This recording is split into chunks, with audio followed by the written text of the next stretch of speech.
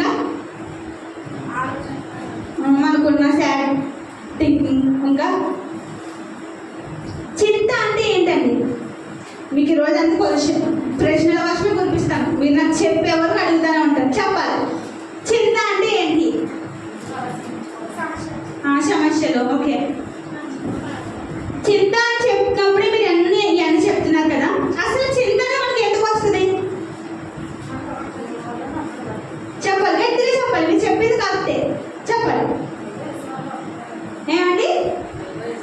ఏదో ఒక విషయం ద్వారా మనకు సమస్య వస్తుంది కాబట్టి దాని చింత అని అంటాం కదా. మనం తప్పు చేసినప్పుడు కూడా ఏమొస్తుంది మనకి? చింత కలుగుతుంది. అవును, మనం ఒకరికి ఇస్తామని చెప్పి ఇవ్వలేనప్పుడు వాళ్ళు ఏం చేస్తారు? చింత పడతారు.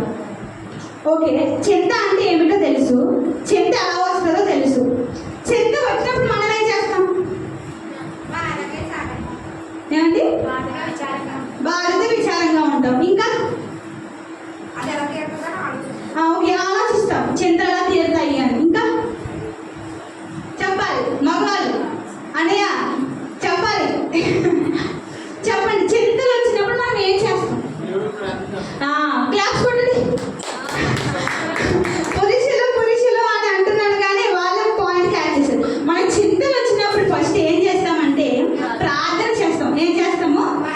ప్రార్థన చేస్తాం. ఇక్కడ మీ ఫిలిప్పీల పత్రిక 4వ అధ్యాయం 6వ వచనంలో అదే ఉంది. దేని గురించి చింతపడకుడి కానీ ప్రతి విషయంలోనూ ప్రార్థన విజ్ఞాపముల చేత. ఏంటి ప్రార్థన? మనకి ఏం కావాలి? చింతలు వచ్చినప్పుడు ప్రార్థన చేయాలి. అయితే మనం ప్రార్థన ఎలా చేస్తాం? ఒక మాట చెప్తాం. ప్రార్థన ఎలా చేస్తాం? దేవుడు కనికరపడేలాగా దేవుడు రిక్వెస్ట్ చేసుకుంటూ ప్రార్థన చేస్తామా? నాకు తెలిసిన కొన్ని మంది ఉన్నారండి, వాళ్ళ ప్రార్థనలు ఎలా ఉంటాయంటే, ప్రభువా నేను ఈరోజు అది చేయాలనుకుంటున్నాను, అది నువ్వు నాకు చేసేది. నాకు ఈరోజు నేను ఇంకో పలానా చోటుకి వెళ్తున్నాను, నాకు ఏం కావాలో కాపాడు. అంటే దేవుడు రిక్వెస్ట్ చేస్తూ దేవుడికి బతిమాలు కొట్టి ప్రార్థన చేసేవారు లేరు. వాళ్ళు ఎలా అంటే దేవుడికి ఆర్డర్ వేస్తారు, నాకు ఇది ఇవ్వి, నేను ఇలా చేసిన కదా నాకు ఇవ్వాల్సిందే అని చెప్పి దేవుడి ఆర్డర్ వేసే ప్రేయర్ ఉంటుంది చాలా మంది దగ్గర. అలాగే ప్రార్థన చేస్తారు, ప్రభు నాకు ఇది ఇవ్వాల్సిందే అంటారు. కానీ బైబిల్ గ్రంథంలో చూసుకుంటే హిజ్కియా ఉన్నాడు. ఎవరు? హిజ్కియా గురించి తెలుసండి మీ అందరికీ? అయితే 2వ రాజుల గ్రంథం ఒకసారి తీయండి. 2వ రాజుల గ్రంథము 20వ అధ్యాయం. 2వ రాజుల గ్రంథము 20వ అధ్యాయము 2 నుంచి 3 వచనాలు చదువు.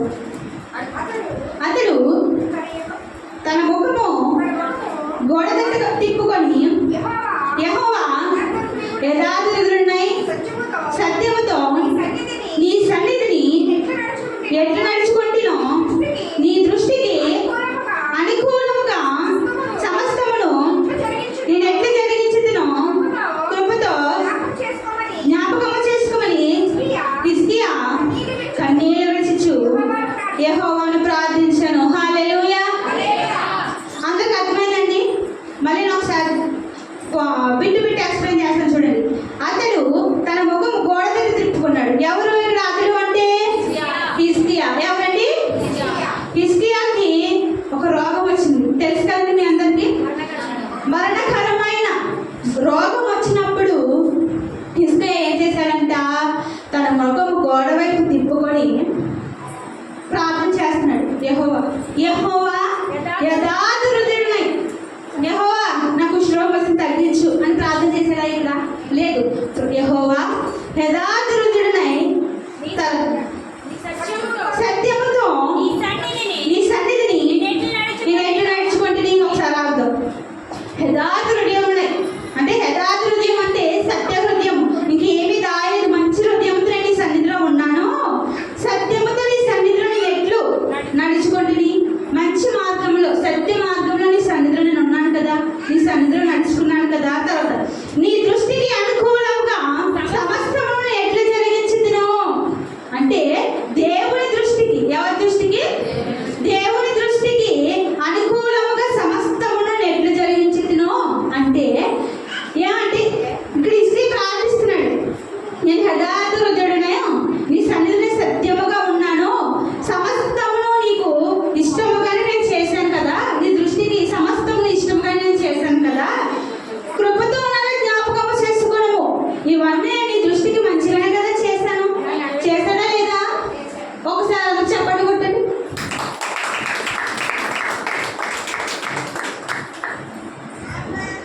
ఇక్కడ హిజ్కియా ఏమంటే యథార్థ హృదయంతో వింటారని అందరూ అర్థమవుతుందా?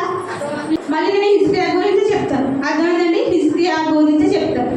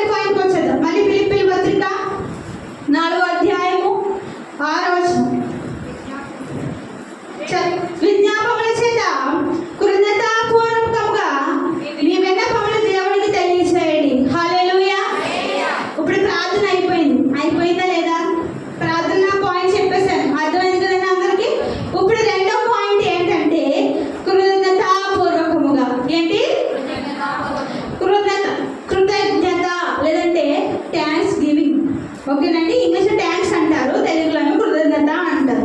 రెండో పాయింట్ వచ్చేసి కృతజ్ఞత. ఏంటి? కృతజ్ఞత. ఈరోజు మీరు కీర్తన గ్రంథం ధ్యానం చేస్తున్నప్పుడు పాస్టర్ గారు ఒక మాట చెప్పారు. దావీదు దీన దరిద్రుడిని ఎంతో తగ్గించుకుని ప్రార్థన చేశాడు అని చెప్పారా లేదా? అలాగే దేవుడికి కృతజ్ఞతాస్తుతులు చెల్లించున్నాను అని కూడా చెప్పారు. మేము మమ్మీ పైనుండి ఆ వార్త చెప్తున్నప్పుడు నేను మా చెల్లెకి చెప్తున్నా, దేవుడు ఎంత అద్భుతమైన వాడు, నేను చెప్పాలనుకున్న వాక్యం కూడా మా మమ్మీతో మాట్లాడిస్తున్నాడు ఈ రోజు నాడు. నేను కూడా ప్రార్థన కృతజ్ఞతాపూర్వకం గురించి నేను చెప్పాలనుకున్నాను, మా మమ్మీ కూడా అదే చెప్తున్నారు. దేవుడు నిజంగా ఎంత అద్భుతంగా ఈరోజు మాకు వాక్యాన్ని అందిస్తున్నాడు అని చెప్పి నేను చాలా సంతోషపడ్డాను. మా చెల్లెతో చెప్పినప్పుడు మా చెల్లి కూడా అవునా అక్క అంటుంది పక్క నుంచి. నిజంగా నాకు చాలా ఆశ్చర్యం అనిపించింది. నేను చెప్పడమే కాదు, మా మమ్మీతో కూడా దేవుడు ఏం చేశాడు, మాట్లాడుతున్నాడు. అయితే సెకండ్ పాయింట్ వచ్చేసి కృతజ్ఞతాపూర్వకంగా రాసుకున్నాము. కృతజ్ఞతాపూర్వకంగా లేదంటే థ్యాంక్స్ గివింగ్ అని రాసుకున్నాం. అయితే ఇప్పుడు కృతజ్ఞతాపూర్వకం, కృతజ్ఞత అంటే మనం ఎలా చేస్తాం? థ్యాంక్స్ ఎలా చెప్తాం ఎదుటి వాళ్ళకి? ఓకే, నా బర్త్డే అయిందండి. నా బర్త్డే అయినప్పుడు మా తమ్ముడు ఏమంటే పెద్ద టెడ్డీబేర్ గిఫ్ట్ చేశారు నాకు. అప్పుడు వాడికి థ్యాంక్స్ అని చెప్పారు. అలా మీ లైఫ్లో థ్యాంక్స్ ఎలా చెప్తారు? లేదా థ్యాంక్స్ అనేది ఎలా చెప్తాం మనం? సహాయం పొందినప్పుడు, ఇంకా చాలా సంతోషంగా ఒకరు మనం సంతోష పెట్టినప్పుడు థ్యాంక్స్ అని చెప్తాం. ఇంకా అవును, ఏదైనా మన ఎదుటి వ్యక్తి నుంచి పొందినప్పుడే కదండి మనం థ్యాంక్స్ చెప్తాం వాళ్ళకి, అంతేనా కాదా? లేదు నన్ను గుద్దుకుంటే పోయాడు ఒకడు, ఎవరో నన్ను గుద్దుకుంటే పోయి నేను చూసి వాళ్ళకి థ్యాంక్ యూ అని చెప్తానండి? చెప్పను కదా. ఇప్పుడు అదే పర్సన్ నా దగ్గరకు వచ్చి ఇదిగోండి మీ పెన్ పడిపోయింది, లేదంటే మీ ఒక పెన్సిల్ పడిపోయింది తీసుకొని ఇచ్చాడు అనుకో, నేను ఏం చేస్తాను? దానికి థ్యాంక్ యూ చెప్తాను. దాన్ని మనం థ్యాంక్స్ గివింగ్ లేదా కృతజ్ఞతాపూర్వకంగా ఉండడం అని అనుకుంటాం, అవునా కదా? కానీ నువ్వు ఒక పర్సన్ నీకు హెల్ప్ చేస్తే నువ్వు థ్యాంక్ యూ అని చెప్పావు కదా. మరి దేవుడు నీకు పుట్టినప్పటి నుంచి ఇప్పటి వరకు నీకు ఎన్నో చేశాడు. దేవుడికి నువ్వు కృతజ్ఞత చెల్లిస్తున్నావు ఈ రోజు. నేను ఒక్కసారి ఆలోచించుకో, కృతజ్ఞత చెల్లిస్తున్నావా దేవునికి? కృతజ్ఞత అనేది చాలా విలువైనది. ఆ థ్యాంక్స్ చెప్పడం అనేది చాలా విలువైన పదం, థ్యాంక్స్ చెప్పే పదం. మరి పుట్టినప్పటి నుంచి ఇన్ని సంవత్సరాలు బతికి మనం ఇలా జీవిస్తున్నాం అంటే దేవుని కృప. మనం దేవునికి కృతజ్ఞతగా ఉన్నావా ఈ రోజునాడు? లేదంటే ఉంటున్నావా, లేదా ఉంటావా ఫ్యూచర్లో? ఉంటున్నాం కదండి. మనం దేవునికి కృతజ్ఞతాపూర్వకంగా ఉంటున్నామా లేదా? మీ దగ్గర ఛాన్స్ రావాలి నాకు. ఉంటున్నారా లేదా? మీరు ఉంటున్నారు కదా. అయితే మన బైబిల్లో చూసుకుంటే ఒక ఉదాహరణ చెప్తాను. అందరూ లూకాసు వార్త తీయండి. లూకాసు వార్త 17వ అధ్యాయము 16వ వచనం ఒకసారి చదవండి. 14 నుంచి చదవండి. 14 నుంచి. వారిని చూచి మీరు వెళ్ళి మిమ్మును మీ యాజకులు కనపరచుకోండి అని వారితో చెప్పాను.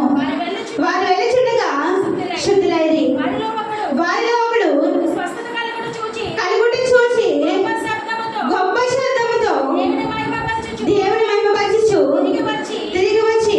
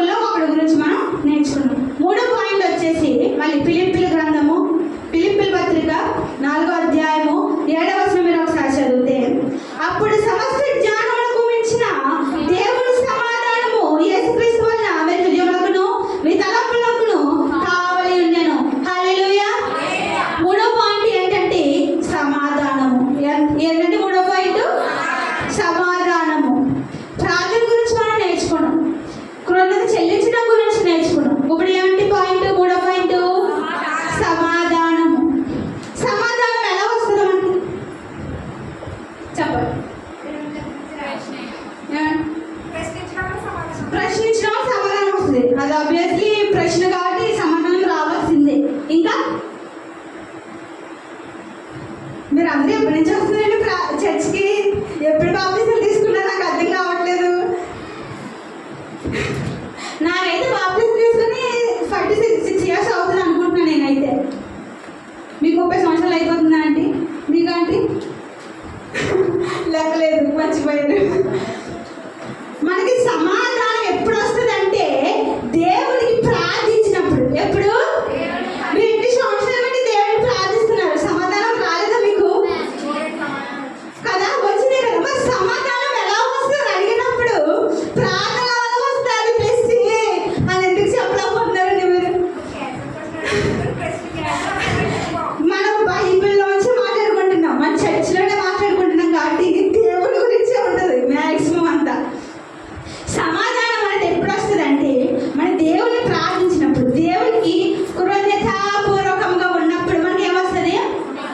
సమాధానం వస్తుంది. మూడవ పాయింట్ సమాధానం అనేది మీరు పెద్ద గుర్తు పెట్టుకునే అవసరం కూడా లేదు. ఫస్ట్ 2 పాయింట్లు గుర్తు పెట్టుకుంటే ఆటోమేటిక్గా 3rd పాయింట్ అనేది గుర్తుంటుంది. ఏమంటే సమాధానం అంటే ఎలా వస్తుంది అంటే ప్రార్థించినప్పుడు. ఫస్ట్ పాయింట్ ఏంటి మనకి? ప్రార్థన కదా, ప్రార్థించినప్పుడు సమాధానం వస్తుంది. అలాగే 2వ పాయింట్ కృతజ్ఞతాపూర్వకం. దేవుడికి కృతజ్ఞతలు చెల్లించినప్పుడు, కృతజ్ఞతాపూర్వకంగా ఉన్నప్పుడు దేవుడి ద్వారా మనకి ఏమొస్తుంది? సమాధానం వస్తుంది. ఇప్పుడు ప్రార్థన విషయం మనం చూసుకుంటే హిజ్కియా ప్రార్థించాడు ఎంతో తగ్గింపు స్వభావంతో. నేను యథార్థుడునై నీ సన్నిధిలో అన్ని జరిగించాను కదా, నన్ను ఒకసారి జ్ఞాపకం చేసుకోమని హిజ్కియా ప్రార్థించినప్పుడు దేవుడు 15 సంవత్సరాలు ఆయుష్ పెంచాడు. ఎన్ని సంవత్సరములు? 15 సంవత్సరములు తనకు ఆయుష్ను పెంచాడు. ఎందుకు? ప్రార్థించాడు కాబట్టి. దేవుడిని ఎంతో తగ్గింపు స్వభావంతో ప్రార్థించాడు కాబట్టి హిజ్కియాకి ఏమొచ్చింది? సమాధానం వచ్చింది. ఇప్పుడు కృతజ్ఞతాపూర్వకంగా చూస్తే మనం కుష్ఠరోగి ఉన్నాడు. ఈ కుష్ఠరోగి స్వస్థత పొందిన తర్వాత ఆ 9 మంది కలిసి తన లోపల తిరగొచ్చు కదా. అలా చేశాడా? చేయలేదు. దేవుడు నన్ను స్వస్థపరిచాడు. ఇక్కడ నేను యాజకులు కనపరుచుకోమన్నాడు కానీ నేను ఇంకా వాళ్ళ దగ్గరికి వెళ్ళలేదు. వెళ్ళుచుండగానే నాకు ఏమైంది? స్వస్థత వచ్చేసింది. కాబట్టి స్వస్థత కారణం యేసయ్య అని చెప్పేసి యేసు ప్రభు దగ్గరికి వెళ్ళి తన కృతజ్ఞతాస్తుతులు చెల్లించాడు. కృతజ్ఞతాస్తుతులు చెల్లించినప్పుడు స్వస్థత పొందినప్పుడు తనకి ఏమొచ్చింది? అక్కడ సమాధానం వచ్చింది. ఏమొచ్చింది? సమాధానం వచ్చింది. మీ చింతలు ఉన్నాయా ఈ రోజు నాడు? మీ కష్టాలు, సమస్యలు, బాధలు, చెప్పుకోలేని సమస్యలు ఉంటే చాలా మందికి బయటకు చెప్పుకుంటే 4 రకాలుగా అంటారు. ఒకరి దగ్గర చెప్తే 10 మందికి వెళ్ళి చెప్తారనే థాట్తో బయటకు ఎవ్వరు చెప్పుకోరు ఏ సమస్యలు కానీ. అలాంటి సమస్యలతో మీరు రోజున బాధపడుతున్నావేమో, నీకు ఆ సమస్యకు సమాధానం కలగట్లేదని నువ్వు అనుకుంటున్నావేమో. నువ్వు తగ్గింపు స్వభావంతో ప్రభువా నాకు దయచేయమని వేడుకున్నావు అనుకో, ఈ రోజున దేవుడు నీ చింతలన్నీ తీరుస్తాడు. ఏం చేస్తాడు? చింతలన్నీ తీరుస్తాడు. నీకు చేసిన మేలును మర్చిపోకుండా దేవుడికి కృతజ్ఞతాస్తుతులు చెల్లించావనుకో, దేవుడి రోజున నీకు చింతలన్నీ తీరుస్తాడు. మీరు మరి అవ్వాల్సిన అవసరం లేదు. ఇంకా మీరు ఖచ్చితంగా ప్రార్థన చేసి దేవుడికి కృతజ్ఞతాపూర్వకంగా ఉన్నారనుకో, మీకు చింతలు అనేవి ఉండవని అడుగుతారు. ఇప్పుడు చింతలు వస్తున్నాయని చెప్పేసి దేవుడు మనకు చింతలు ఇచ్చినామని అనుకుంటామా? లేదు. ఈ చింతలు అనేవి కేవలము మన యొక్క విశ్వాసాన్ని టెస్ట్ చేయడానికి మాత్రమే. ఇప్పుడు ఈ అమ్మాయి కష్టాలు ఇస్తాను, తను నాలో ఉంటుందా? నాకు ప్రార్థనలో ముందు ఉంటుందా? తగ్గింపు స్వభావంతో ప్రార్థన చేస్తుందా? కృతజ్ఞతాపూర్వకంగా ఉంటుందా? నా ఎందు నాకు కృతజ్ఞత చెల్లిస్తాదా అనే ఒక్క దేవుడు ఆలోచన అంతే. అందుకే మనకి శ్రమలు అనేవి ఇస్తాడు. ఆ శ్రమలు అనేవి కొన్ని అయితే మనమే తెచ్చుకుంటాం. నిజంగా చెప్తున్నాం కదా, కొన్ని శ్రమలు అనేవి మనమే తెచ్చుకుంటాం. దేవుడు నాకు ఇవ్వాలని ఎప్పుడు అనుకోడు. చాలా మంది జీవితాలు అవే ఉంటాయి. సమస్యలు లేకుండా ఈ ప్రపంచంలో అయితే ఎవ్వరు ఉండరు. ఎంత డబ్బున్నవాడైనా, ఎంత దీన దరిద్రుడైనా సరే సమస్యలు అనేవి కామన్. మీరు దేవుళ్ళు ప్రార్థించినప్పుడు, దేవుడికి కృతజ్ఞత చెల్లించినప్పుడు మీకు కూడా సమస్యలు, చింతలు అన్నీ తీరుతాయి. అప్పుడు మీకు సమాధానం వస్తుంది. ఏమొస్తుంది? సమాధానం వస్తుంది. అయితే ఇప్పుడు ప్రార్థించి కృతజ్ఞత చెల్లించి సమాధానం పొందిన ఒక వ్యక్తి గురించి మనం మాట్లాడుకుందామండి. పాయింట్స్ అయిపోయినప్పుడు ఇప్పుడు కన్క్లూజన్కి వస్తుంది, ఎండింగ్కి వస్తుంది. ఏమంటే మిమ్మల్ని అడుగుతారు, ఇప్పుడు ప్రార్థించి కృతజ్ఞత కలిగి సమాధానం పొందిన ఒక ఆయన ఉన్నారు బైబిల్లో. ఆయన గురించి మీకు తెలుసండి? తెలుసా? విన్నారా ఎప్పుడైనా? యోబు. ఎవరండి? యోబు. కీర్తనల ముందు ఉంటుంది యోబు గ్రంథము. మీరు యోబు గ్రంథం అంతా జ్ఞానం చేస్తే యోబుకి ఏమొచ్చింది చెప్పాలి? తనకి ఏ రోగం వచ్చింది? రోగం వచ్చిందా? వచ్చినప్పుడు నాకు కుష్ఠరోగం ఇచ్చిందే దేవుడు, నాకు ఈ రోగం ఇచ్చిందే దేవుడు అన్నాడా యోబు? లేదు. తను ఆ రోగంతో బాధపడిచినప్పుడు తన ఫ్రెండ్స్, తన భార్య, తన స్నేహితులు, తన భార్య, తన పిల్లలు అందరూ ఏం చేశారు? యోబుని విడిచిపెట్టి తన భార్య అయితే దేవుని దూషించి మన నమ్మకము అన్నది. అంటే దేవుని దూషించి నువ్వు చచ్చిపోయిక నీకు ఎందుకు ఇదంతా అని చెప్పి తన భార్య కూడా యోబుని ఏం చేసిందంటే మాటలతో అదొకలా చేశాను ఇంకా యోబుని. కానీ యోబు ఏమన్నాడు తెలుసా? దేవుడే ఇచ్చాను, దేవుడే తీసుకోండి. ఎంతో ప్రార్థించాడు దేవునికి. ఎవరు? యోబు. ఎంతో ప్రార్థించి ఇదంతా ఇచ్చింది దేవుడు, నాకు నేను ఉన్నానంటే కేవలం దేవుడే, అతనే ఇచ్చాడు, అతనే తీసుకుంటాడు అని చెప్పేసి తను ప్రార్థనాపూర్వకంగా ఉండి కృతజ్ఞత చెల్లించడం వలన సమాధానం వచ్చింది. ఎవరికి సమాధానం వచ్చిందా లేదా? మీ అందరికీ యోబు స్టోరీ నేను చెప్పనవసరం లేదు. తగ్గిందా లేదా? తన రోగము తగ్గిందా లేదా? ఇప్పుడు తను ప్రార్థించడం వలన, తన కృతజ్ఞత చెల్లించడం వలన తన రోగం ఏమైంది? తగ్గిపోయింది. అక్కడ ఏమొచ్చింది? దానికి సమాధానం వచ్చినట్టే కదా. ఇప్పుడు యోబు మన జీవితంలో చాలా పెద్ద ఏమంటే ఇన్స్పిరేషన్. నన్ను అడిగితే ఎంతో రోగం చేత భార్య, స్నేహితులు వెలివేసడం చిన్న మాట కాదు. మనం ఉన్నామంటే మన అమ్మ నాన్న మనం విడిచిపెట్టేశారంటే ఎంతో బాధపడతామో లేదండి. ఇప్పుడు భార్య భర్తలు ఉన్నారు. భార్య భర్త చిన్న మాట అంటే ఎంతో ఏడుస్తుంది. నన్ను ఎంతలా ప్రేమించాను నా భర్త, నన్ను ఈ రోజు తిట్టాడు అని చెప్పేసి ఏమంటుంది? అమ్మకు ఫోన్ చేసి అమ్మ నన్ను ఈరోజు మా ఆయన తిట్టాడు అని చెప్పి ఏడుస్తుంది. అమ్మ ఫోన్ చేసి చెప్తారు. అవునా కాదా? అలాంటి భర్త మనం తిట్టినప్పుడు మనం ఎంత బాధపడతాం. అలాగే యోబు వాళ్ళ భార్య ఎంతో బాధపెట్టింది మాటల ద్వారా యోబుని. కానీ యోబు అస్సలు దేవుడే చూసుకుంటాడు. అక్కడ మీరు ఇంకొక మాట ఉంటుంది, తల్లి గర్భంలో నేను ఎలా వచ్చానో తిరిగి మళ్ళీ అలాగే వెళ్ళిపోతాను నేను దేవుని దగ్గరికి. ఆయనే ఇచ్చేదంతా ఆయనే తీసుకుంటాడు అని చెప్పేసి దేవుడికి ఎంతో ప్రార్థించి ఎంతో కృతజ్ఞత చెల్లించి సమాధానం పొందినవాడు ఎవరు? యోబు. యోబుని అసలు మర్చిపోద్ది. ఎన్ని మీరు ఎక్కడికి వెళ్ళినా సరే, మీరు ఒకరికి సువార్త చెప్పాలన్నా సరే ఒక యోబుని మీరు ఎగ్జాంపుల్గా ఇన్స్పిరేషన్గా తీసుకొని అందరికీ చెప్పొచ్చు. యోబు జీవితంలో ఎన్నో పడ్డాడు. అలాంటి వ్యక్తికి అన్ని వచ్చినప్పుడే దేవుడి దగ్గర ఎంతో తగ్గింపు స్వభావంతో ఉండి సమాధానం పొందుకున్నాడు. మనం లెక్క అండి. యోబు చేసిన దేవుడు మనకు చేయకుండా ఉంటాడా? ఈ రోజు నీకు చింతలు ఉన్నాయి అంటూ అనుకున్న వెంటనే మందిరానికి రా, వచ్చి ప్రార్థించు. చింతలు తీరిపోయినాయి కదా అని చెప్పి ప్రార్థన విడిచిపెట్టేస్తావేమో. లేదు, నీకు చింతలు తీరిపోయింది కాబట్టి వచ్చి దేవుని కృతజ్ఞతలు చెల్లించాలి. ఏం చెల్లించాలి? కృతజ్ఞతలు చెల్లించినప్పుడు నీకు ఏమొస్తుంది? సమాధానం వస్తుంది. కాబట్టి మీరు రోజున చింతల్లో ఉన్నారేమో, బాధలో ఉన్నారేమో, మీరు చేయవలసిన 3 పనులు ఏంటి? ప్రార్థన చేయాలి. 2వ పాయింట్ కృతజ్ఞతలు చెల్లించాలి. 3 అప్పుడు మనకి ఏమొస్తుంది? సమాధానం వస్తుంది. అర్థమైందండి వాక్యము? మీకు చింతలు వచ్చినట్టు మీరు ఏం చేస్తారు? ప్రార్థన చేయాలి, కృతజ్ఞతలు చెల్లించాలి దేవుడికి. సమాధానం అప్పుడు మీకు ఆటోమేటిక్గా వచ్చేస్తుంది. అర్థమైందండి వాక్యం? ఇప్పుడు అందరూ ఇందాక అడిగితే అందరూ బాగున్నారని చెప్పారు. మీకు చింతలు ఉన్నాయి, చింతలు లేవు అని నాకు తెలియదు. కానీ అందరూ బాగున్నారు అనినప్పుడు అయితే అందరూ బాగున్నామనే అన్నారు. కొంతమంది ఫేసెస్ అయితే ఫేక్ స్మైల్ వచ్చింది, నేను చూశాను. అది నవ్వుతున్నారు అంటే పేరుకి, కానీ లోపల చెప్పుకోలేని బాధ అనిపిస్తుంది.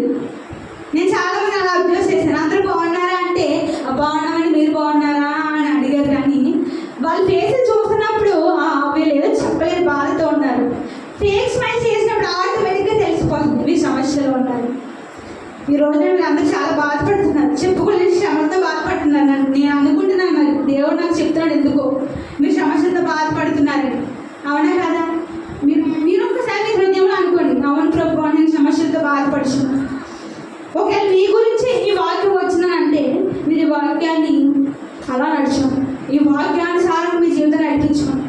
రోజున దేవుడు నీకు సమాధానం ఇవ్వబోతున్నాడు. నీ చింతలన్నీ తీర్చబోతున్నాడు ఈ రోజున దేవుడు. నువ్వు చేయవలసింది ఏమిటి కాదు, దేవునికి పెద్ద బంగారములు తెచ్చేసి బలిపీఠం మీద పెట్టిన అవసరం లేదు. ఆయనకి ఏమంటే బలి అర్పించిన అవసరం లేదు. వాళ్ళు నువ్వు చేయాల్సింది ఏమంటే ప్రార్థించు. ఏముండాలి మనకి? ప్రార్థన జీవితం ఉండాలి, తర్వాత కృతజ్ఞత చెల్లించే జీవితం ఉండాలి. ఆ రెండు నీలో ఉంటే నీ చింతలు ఇప్పుడే దేవుడు తీరుస్తాడు. ఒక్కసారి మిమ్మల్ని మీరు ఆలోచించుకోండి, నేను దేవుడిలో ప్రార్థన ఎట్టి రీతిగా చేస్తున్నాను, ఎట్టి రీతిగా దేవునికి కృతజ్ఞతలు చెల్లిస్తున్నాను, ఎట్టి రీతిగా నాకు సమాధానం వస్తుంది. మీరు చేసే ప్రార్థనను బట్టే మీకు సమాధానం అనేది కలుగుతుంది. అవునా కాదా? మీరు కన్నీళ్ళు విడిచి ప్రభువా నాకు చేయని చెప్పి ప్రతిమాలు కొంచెం రిక్వెస్ట్ చేసుకుని దేవుని అడిగినప్పుడు కొంచెం లేట్ అవ్వచ్చు, ఒక ఆలోచించి అంతసేపు లేట్ అవ్వచ్చేమో, కానీ దేవుడు ఖచ్చితంగా మీకు ఏం చేస్తాడు? సమాధానం దయచేస్తాడు. మీరు ఒక్కసారి మీ హృదయంలో ఆలోచించుకోండి. నాకు చింతలు ఉన్నాయి ప్రభువా, ఈరోజు నేను ప్రార్థిస్తాను ప్రభువా, నీకు కృతజ్ఞతలు చెల్లిస్తాను, నాకు సమాధానము దయచేయి. అందరికీ అర్థమైందండి రోజు వాక్యం వినడమే కాదు, దాని అనుసారం నడుచుకోవాలి. చెప్పడం ఇదే, దాన్ని అర్థం చేసుకుని దాని మీద నడవడమే చాలా కష్టం. కాబట్టి ఈరోజు ఈ చింతించబడి వాక్యం మీకు అర్థమైందని నేను అనుకుంటున్నాను. మళ్ళీ ఫ్యూచర్లో నాకు అవకాశం వచ్చినప్పుడు ఇంకా మంచిగా, ఇంకా బాగా ప్రిపేర్ అయ్యి ఇంకా మంచి కొత్త వాక్యంతో మీ ముందుకు వస్తాను.